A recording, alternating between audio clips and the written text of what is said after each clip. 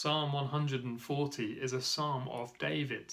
Now keep that in mind as we go through these verses, and if you haven't read it yet, keep that in mind as you read. Because it is amazing to think of anyone treating the mighty and wonderful King David as they do here. I mean, he is pursued by vicious and bitter enemies. Just see, verse 1, he calls out, "Rescue me, Lord, from evildoers." And again, verse 4, "Keep me safe, Lord, from the hands of the wicked."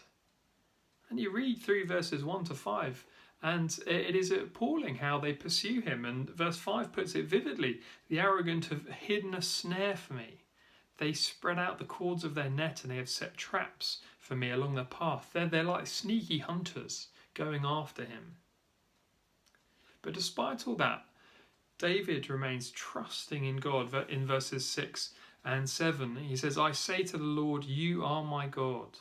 Hear, Lord, my cry for mercy. Sovereign Lord," the one who's in control of all things, "Sovereign Lord, my strong deliverer, my mighty protector, you shield my head in the day of battle."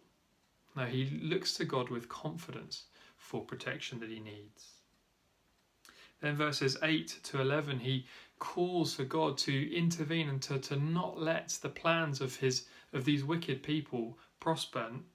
He calls God to step in, to not let their plans succeed. He calls on them to bring them down. He even calls for their destruction. And then in verses 12 to 13, we return with confidence. He looks not only to confidence for God's protection for himself, but for all of God's people, for the needy and for the righteous. Now these things, again, it's remarkable that any would treat King David as such. But actually is it?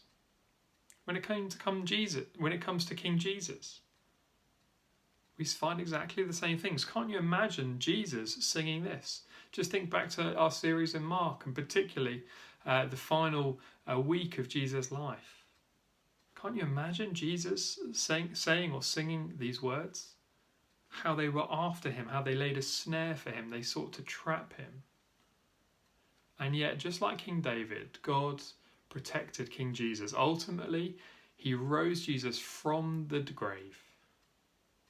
And it is our confidence in that God's protection of his king that we too find protection as well.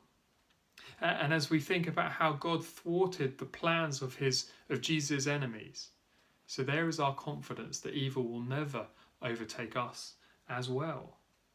And so we can look with confidence to verse 13 and say, "Surely the righteous will praise your name, and the upright will live in your presence."